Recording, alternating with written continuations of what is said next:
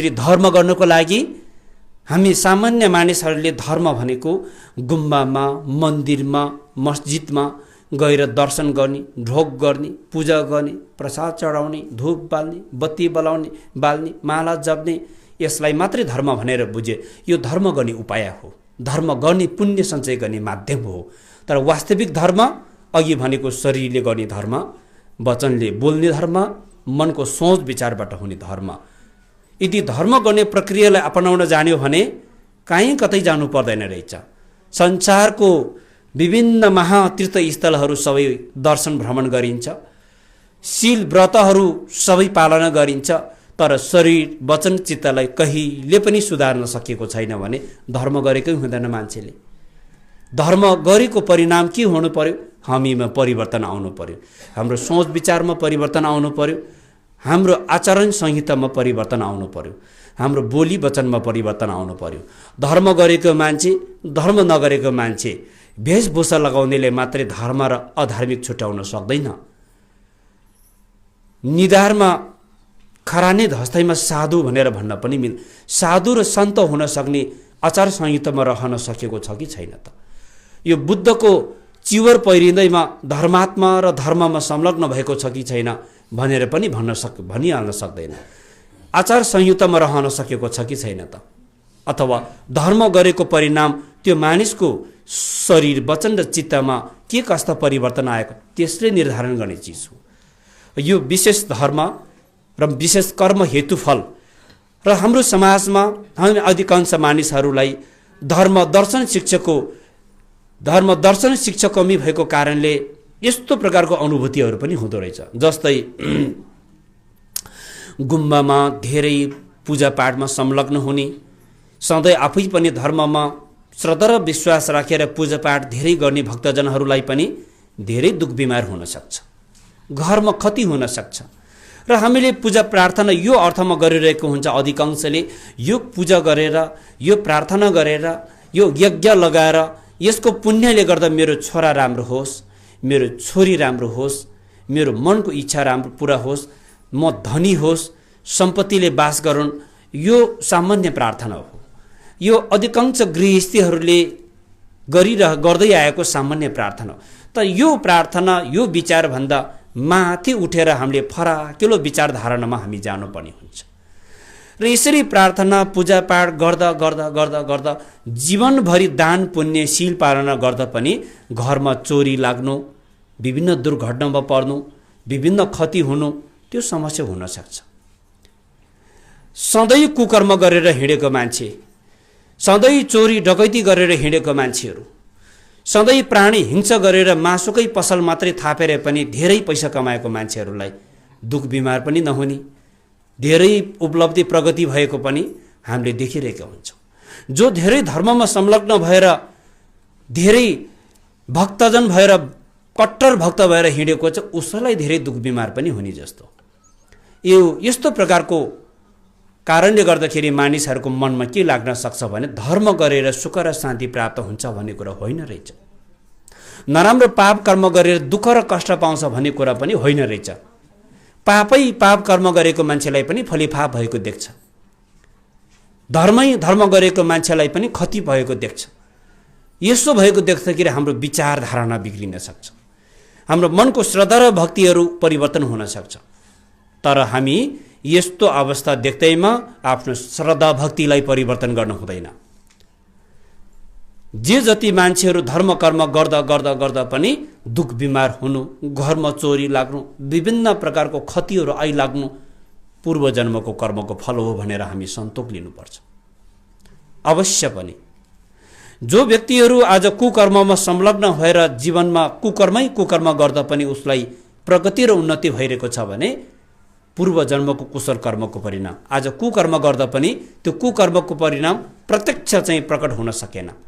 जब पूर्व जन्मको कुशल कर्मको परिणाम जतिसम्म उसले उपभोग गर्ने कर्मको अवधि छ, त्यो कर्मको अवधि सकिएपछि शरीर र छाया जस्तै हो। आकाशमा चरा जति उचाइमा उडे तापनि धेरै उचाइमा उडिसकेपछि चराको छाया देख्दैन, तर चराको छाया नै छैन भन्नु मूर्खता हो।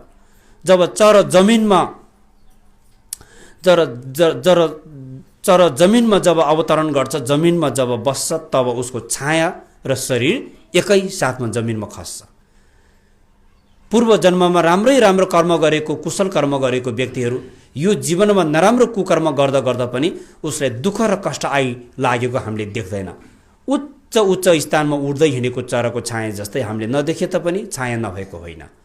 त्यसरी हामीले बुझ्नुपर्ने र विशेष गरी कर्म हेतु फल, तपाईँको भविष्य तपाईँले गरेको कर्मले नै निर्धारण गर्ने भएको हुँदा कर्ममा विश्वास गर्नु सबैभन्दा ठुलो कुरा हो। भगवान, पूजापाठ, जप साधना यो सबै चाहिँ कुशल कर्म सञ्चय गर्नेको माध्यमको रूपमा हामीले साधना गर्ने हो। कर्म हेतु फल, संसारको सबै सुख र दुःख, प्रगति र उन्नतिहरू सबै कर्मकै कारणबाट सृष्टि भएको हो। बुद्ध धर्म दर्शनको मूल सिद्धान्त नै कर्म हेतु फल हो। अब त्यसपछि संसारिक दोष, संसारमा जहाँ जन्मे पनि दुःखै दुःख छ। मनुष्यमा पनि जन्म, वृद्ध, बिमार, मृत्युको दुःख छ। नर्कलोकमा गर्मी र जाडोको दुःख छ। 18 नर्कको कुण्डहरूको दुःखको वर्णन गरेको वर्णन मात्रै कानमा सुन्दा पनि यति शरीरको रौँहरू ठाडो भएर आउने, निधारबाट पसिना चुटेर आउने, त्यस्तो डरलाग्दो एकै दिनमा 100औं पटक मृत्युको जीवन जिउनु पर्ने, यमराजहरू यमदूतहरूको हातबाट डरलाग्दो हतियारले प्रहार गरेर एक दिनमै 100औं पटक मृत्युको जीवन जिउनु पर्ने। ठण्ड नर्कको अवस्था हेर्ने हो भने शरीरमा एउटा कपडाको टुक्रा पनि नलगाइकन हिउँमा हजारौं लाखौं जन्मसम्म पनि नाङ्गो जीवन जिउनु पर्ने। तातो नर्कमा हेर्ने हो भने उम्लेको तातो पानीमा एकै दिनमा 100औं पटक उमालेको, फलामको आगोमा बिलाएको फलामको झोल मुखबाट खुलाएको, यस्तो खालको हामीले सोचेर कल्पना गर्नै नसक्ने असह्य दुःख कष्ट नर्कको प्राणीहरूले भोगिरहेको छ। प्रेतलोकको प्राणीहरूले भोग र तीर्खको दुःखले गर्दाखेरि केही पनि धर्म कर्म गर्न सकिँदैन। हजारौं वर्ष बितिसक्दा पनि एक थोपा पानी समेत पिउन पाएको हुँदैन। हजारौं वर्ष बितिसक्दा पनि एउटा चामलको दाना समेत पनि मुखमा खान पाउँदैन। यस कारणले गर्दा प्रेतलोकमा पनि कति दुःख र कष्टहरू छ। पशुलोकमा त झन् अज्ञानताको कारणले गर्दा दुःखै दुःख तपाईँ हामीले नै प्रत्यक्ष देखिरहेको छ। भारी बोकाएको छ, खेतमा जोताएको छ। पशु प्राणीहरूलाई हामीले काटेर मारेर पनि मासु मांसको लागि प्रयोग गरिरहेको छ। पशु प्राणीहरूको दुःख हामीले प्रत्यक्ष देखिरहेको छ। मनुष्यको दुःख त हामी स्वयं आफैले पनि भोगिरहेको छ। जन्म अवस्थामा हामीलाई जन्म दिने आमाले कति दुःख कष्ट झेल्नु भयो हामीले बिर्सिसक्यौँ। हामी जन्म प्राप्त भएको नानीले कति दुःख पायो त्यो पनि हामीले बिर्सिसक्यौँ। अहिले हामी तत्कालीन दुःख कष्टहरू समस्याहरू आइलाग्दा मात्र अनि हाम्रो मनमा भगवान मलाई कस्तो दुःख आइलाग्यो, यो दुःख तनावबाट मलाई उद्धार गरिदिनुहोस्, मलाई बचाइदिनुहोस्, मलाई आशीर्वाद दिनुहोस्। जब दुःख कष्ट आइपर्छ तब मात्रै हामी धर्म गर्ने, पूजा गर्ने। जब दुःख कष्ट आइलाग्दैन, जब सबै सुख सुविधा सम्पन्न छ अनि हामी पूजा पाठ गर्ने इच्छा नराख्ने, यो ठुलो भुल गल्ती हो। हामी मानिसहरूमा यसरी जान अनजानमा धेरै गल्ती गरिरहेको हुन्छ। हामीले पूजा पाठ आफ्नो तत्कालीन समस्या समाधानको लागि मात्रै गर्ने होइन। पूजा पाठ आफ्नो तत्कालीन समस्या समाधानको लागि मात्र नभई दीर्घकालीन समस्या समाधान, आफ्नो जीवनलाई सुख आनन्द, जीवनलाई अर्थपूर्ण बनाउने माध्यमको रूपमा पूजापाठ आवश्यकता छ। पूजापाठ जीवनलाई सुखमय बनाउने माध्यम हो। त्यस कारणले गर्दाखेरि मनुष्यमा पनि कयौं दुःख र कष्टहरू छ। दानव लोकमा सधैँ झगडा, सधैँ लडाई र झगडाको कारणले गर्दाखेरि सधैँ मनमा डर र त्रासको भारी बोकेर बस्नुपर्ने, कहिले पनि कुशल कर्म र धर्म गर्ने सोच विचार मनमा पलाएको हुँदैन। यदि हामी 33 कुरी देवलोकमा देवता भएर जन्मेको भए तापनि दुःख छ।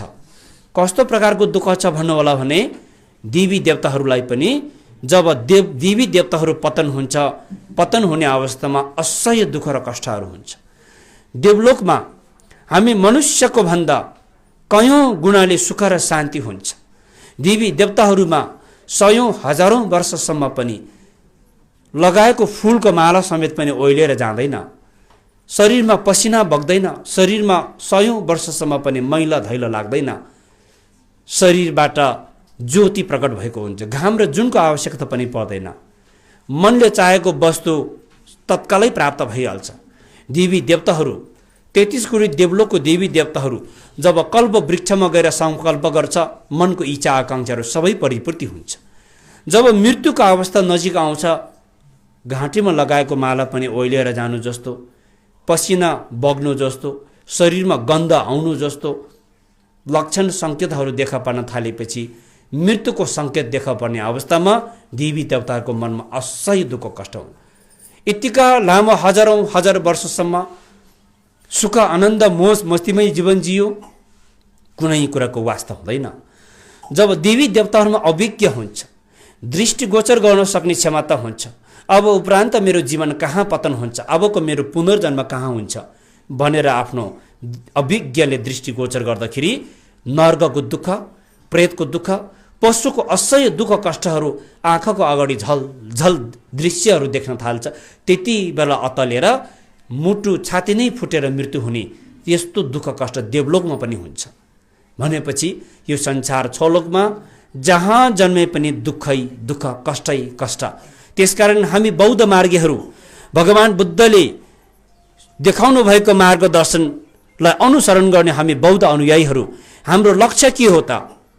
हामी बौद्ध मार्गीहरूको मकसद के हो? हाम्रो अन्तिम लक्ष्य भनेको परिनिर्वाण प्राप्त गर्नु हो।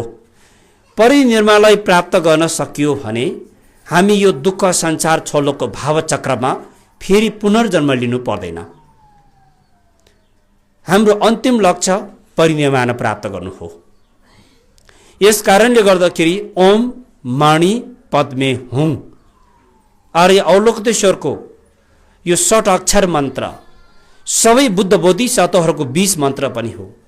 यो 6वटा मन्त्र शब्द उच्चारण गरेको पुण्यको प्रभावले संसार छलोकको भावचक्रबाट मुक्त हुन सकिने हाम्रो लक्ष्य नै संसार छलोकको भावचक्रबाट मुक्त हुने चाहना हो।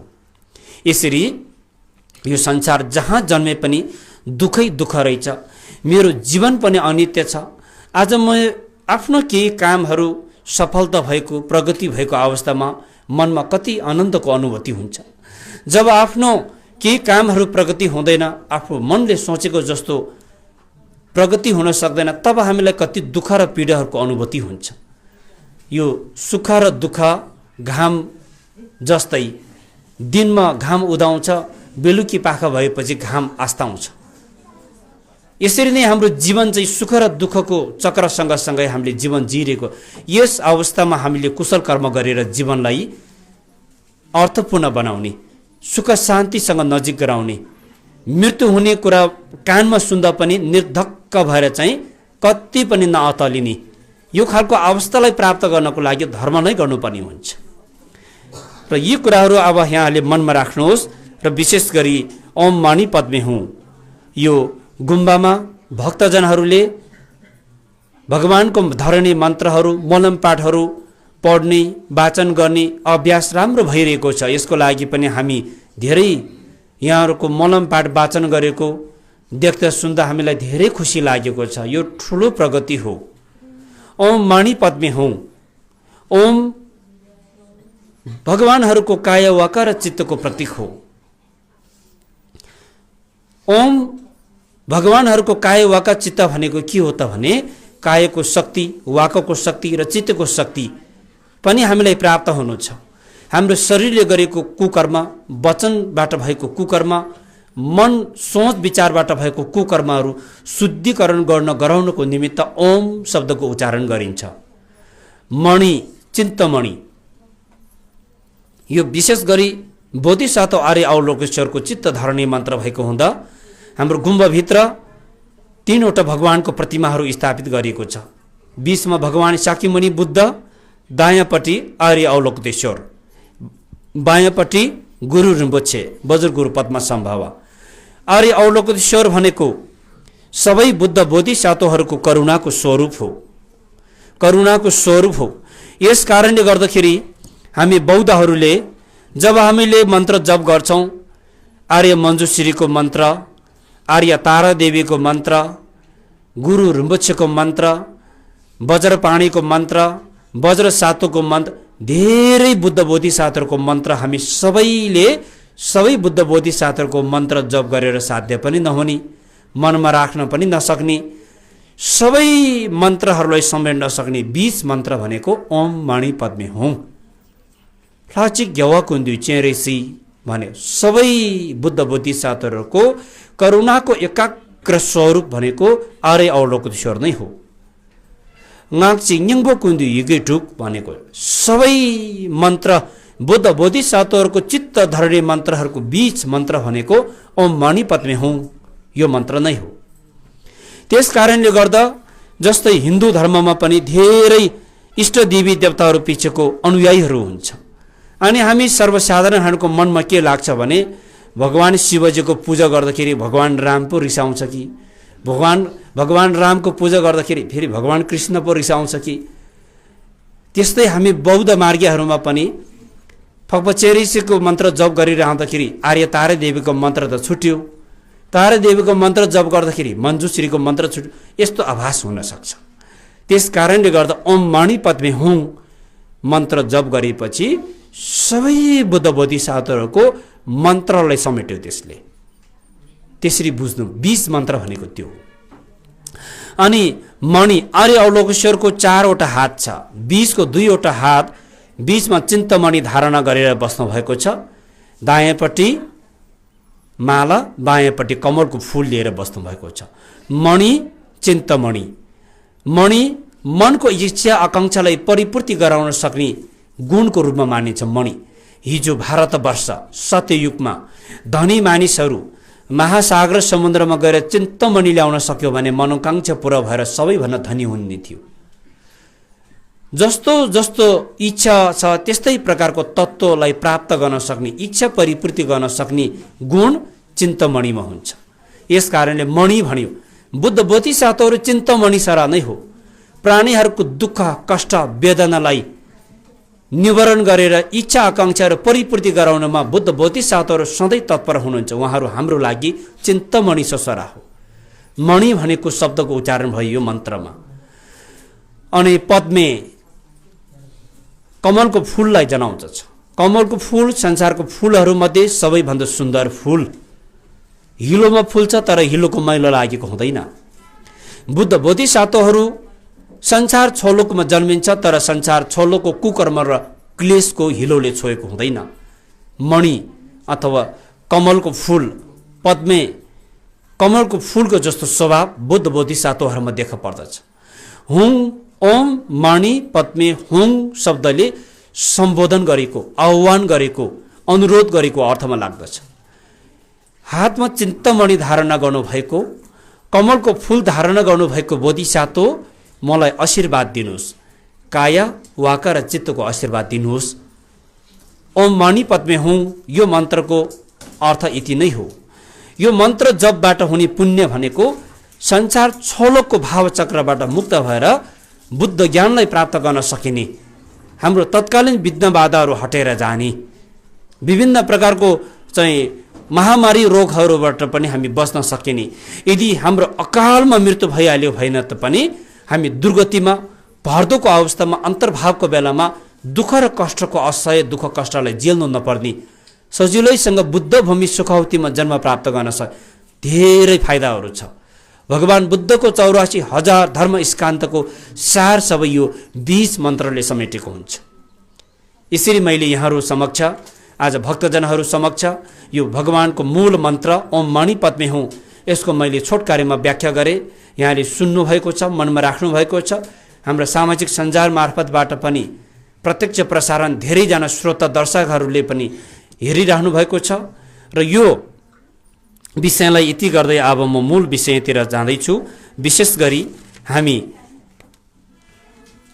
आदिमकालदेखि नै लामा बौद्ध विधि अनुसार जन्म मृत्यु पूजा विधि गराउँदै आए तापनि हाम्रो संस्कार र भगवान बुद्धको दर्शन अलग अलग तरिकाले मान्दै आएको हामीलाई अनुभूति भयो। गुम्बामा धेरै वर्ष बुद्ध दर्शन शिक्षा अध्ययन गरेर आउनुभएको लामा धर्मगुरुहरू पनि समाजमा गएर पूजापाठ कर्मकाण्डमा संलग्न हुनु पर्दाखेरि बुद्ध धर्म र दर्शन नै ओझलमा परेको हामीलाई अनुभूति भयो। एवं प्रकारले संस्कार आफ्नो मौलिक रीतिथिति पनि समय परिवेश र परिस्थिति अनुकूल त नभएको संस्कारलाई को कारणले गर्दाखेरि गाउँ ठाउँ र क्षेत्र अनुसार संस्कारमा पनि धेरै विविधता भएको हामीले महसुस गरे। यी संस्कारहरूलाई बिस्तारै बिस्तारै एकरूपतामा ल्याउने र विशेष गरी तमु जातिहरूको पजु ग्याब्री लामा मध्ये लामा विधि अनुसार गर्ने कर्मकाण्डको बारेमा हामीले संक्षिप्त चर्चा गर्दै जाने हाम्रो लक्ष्य हो।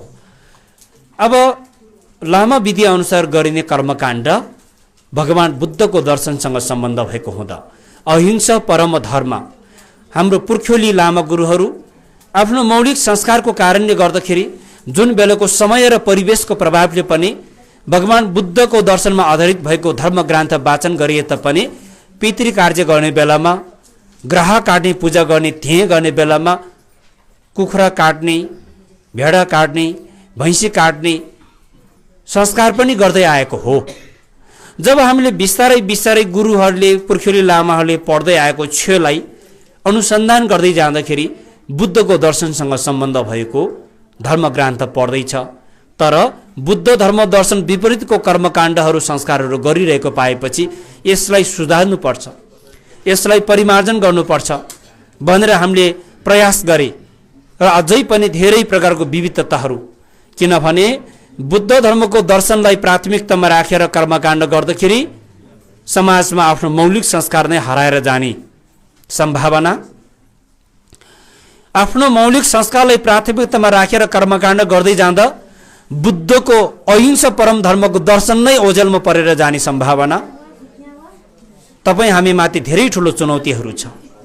त्यसै गर्दा यस सन्दर्भमा यहाँहरू आफ्नो घरको अमूल्य कामहरू जिम्मेवारहरू थाती राखेर यहाँ आउनुभएको हुँदा जब हाम्रो घरमा कुनै एकजना परिवारमा एकजना सदस्यको मृत्यु हुन्छ अनि हाम्रो परिवारमा धेरै ठुलो दुविधा उत्पन्न हुन्छ, विवादित कुराहरूको उत्पन्न हुन्छ, धर्मको कुरा भर्दको कुराहरू धर्मगुरुहरूबाट केही दार्शनिक कुरा सुनेको परिवारको सदस्यको कुरा अर्कै हुन्छ, आफ्नो संस्कार देखेर भोगेर आएको परिवारको सदस्यको कुरा एउटै परिवारभित्र नै विविध प्रकारको विवादहरू हुन्छ।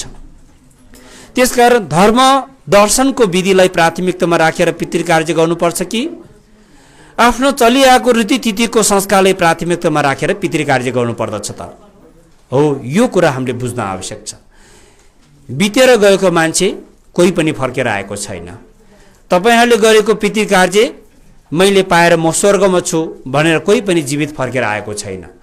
हामी सबै धर्ममा विश्वास गर्ने, त्यसभित्र पनि भगवान बुद्धले प्रतिपादन गर्नुभएको कर्म हेतुफलमा विश्वास गर्ने, कर्म हेतुफल प्रत्यक्ष समुत्पादको दर्शनमा विश्वास गरिसकेपछि यदि हामीले कुनै पनि कुशल कर्म गर्छ भने त्यो कुशल कर्मको परिणाम जसरी पनि प्राप्त हुन्छ। कुशल कर्मको परिणाम सुख र शान्ति प्राप्त हुन्छ, कसैले पनि खोसाउन सक्दैन। यदि हामीले अकुशल कर्म गर्यो भने हामीलाई कसैले पनि हामी तपाईलाई दुःख दिनै पर्दैन। त्यसकारण पितृको लागि हामीले कुशल कर्म गर्नुपर्छ या अकुशल कर्म गर्नुपर्छ यो जान्नु पर्यो पहिलो कुरा। यदि कुशल कर्म नै पितृको लागि गर्छ भनेपछि अब धर्म दर्शन र विधिलाई प्राथमिकतामा राखेर पितृकार्य गर्दाखेरि त्यसमा आफ्नो मौलिक संस्कारलाई कतिसम्म समावेशितमा ल्याउन मिल्छ यसलाई पनि ध्यान दिनुपर्ने। गुरुङ लामाले पढ्ने पितृकार्य विधि, तामाङ लामा, शेर्पा लामा, अन्य जात जातिको हिमाली क्षेत्रको लामा गुरुहरूले पढ्ने मूल आधारभूत ग्रन्थ एउटै हो। 1000 वर्षदेखिको हाम्रो जुजु पुर्खाले अर्गुङ गर्दाखेरि पढ्ने ग्रन्थ पनि त्यही ग्रन्थ। आज हामी गुम्बामा पढेर आएको लामाले पितृकार्य गर्दाखेरि पढ्ने त्यही ग्रन्थ। तर किन यति धेरै फरक पर्न गयो त? आकाश पाताल किन फरक? यही कुरा बुझाउन नसक्दा नै हाम्रो कमजोरी। यो कुरालाई स्पष्टीकरण जबसम्म हामीले गर्न सकिँदैन, जबसम्म हाम्रो जजमानहरूले बुद्धिजीवीहरूले पनि यस विषयमा चासो राख्दैन, तबसम्म यो अन्यल त कहिले पनि चाहिँ हटेर जाँदैन।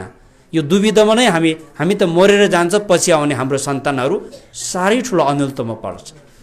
धर्म नै नमानी, संस्कारै नमानी नास्तिक पो भइजाने सम्भावना देख्छु।